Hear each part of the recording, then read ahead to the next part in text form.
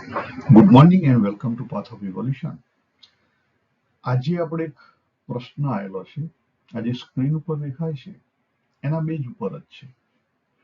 પ્રશ્ન એ છે કે શું આપણે આજે 14 બિલિયન યર્સ થયા, સપોઝ 13.8 બિલિયન, ત્યારથી અહીંયા આ વર્લ્ડની અંદર જ છીએ કે પછી આનાથી બીજા વર્ગના જીવ પણ આવે છે અને જાય છે? શું છે, કઈ રીતનું છે? તો એનો સિમ્પલ આન્સર છે કે મારી પાસે એનો ચોક્કસ આન્સર નથી, પણ જે પ્રમાણે મારી સમજણ છે એ મુજબ હું તમને જવાબ આપું કે યસ, આ પાથ ઓફ ઇવોલ્યુશન ઉપર એક્સપાન્શન થયું, જીવોની પ્રગતિ થઈ, એ વાત બરાબર છે. પણ નંબર ઓફ જીવ છે એ વધે ઘટે છે, હોઈ શકે. ઘણીવાર જોવામાં આવે છે કે આપણે ખેતરોની અંદર કરોડોની સંખ્યામાં તીડ આવે છે ને કરોડોની સંખ્યામાં એ પાછા એકાદ બે દિવસમાં મરી જાય છે. તે આવ્યા ક્યાંથી, ગયા કે? બરાબર, આવા બધા પ્રશ્નો થાય છે. તો એનો સિમ્પલ આન્સર આપણે થોડોક સમજવાનો પ્રયત્ન કરીએ કે આપણા શાસ્ત્રોએ શું વાત કરી.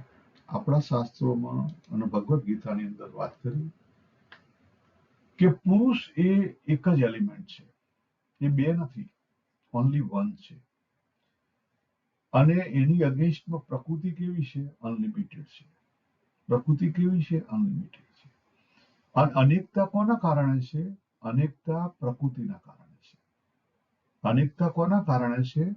પ્રકૃતિના કારણે છે. એટલે આજે આખું આપણે બનાવ્યું, આખું બ્રહ્માંડ સપોઝ તો પુરુષ છે, અંદર બહાર બધે પુરુષ છે, એટલે પરાતત્વ છે. પરાતત્વ એક જ છે. ચેતનતા એ એક જ છે. પણ એનો આધાર લઈ અને પ્રકૃતિ અનેક રૂપે થાય છે. પ્રકૃતિ અનેક રૂપે થાય છે, એ આપણા શાસ્ત્રો કહે છે. તો પ્રકૃતિને જરૂર પડી તો અનેક કરોડોની સંખ્યામાં તીડ ઉભા થાય અને પાછા કરોડોની સંખ્યામાં તીડ જતા રહે. કારણ કે આપણે જોયું હતું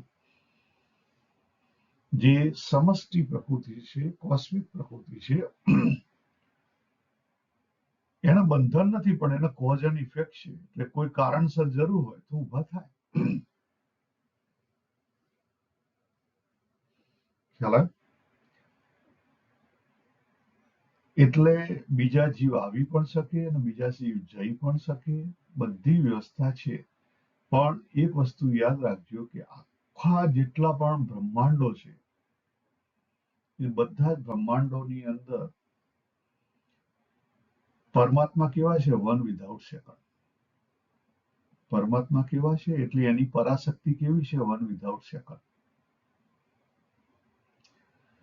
પ્રકૃતિ, એની પ્રકૃતિમાં ફેર છે અને એમાં ભેદ છે અને એમાં અનેકતા છે.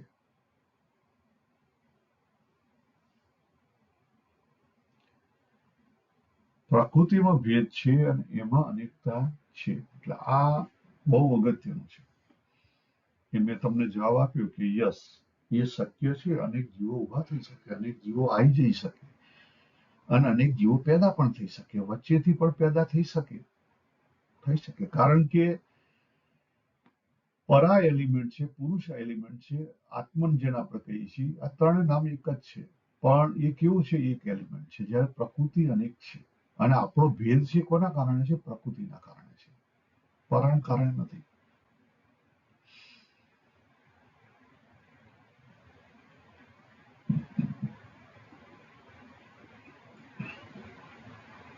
આપણો ભેદ છે, અનેકતા છે આપણા જગતની અંદર. એ અનેકતા જગતની અંદર પ્રકૃતિના કારણે છે. આ આપણે સમજણ માટે છે. તો આપણે અહીંયા પૂરું કરીએ. સર્વેને જય શ્રી કૃષ્ણ. હરિ ઓમ.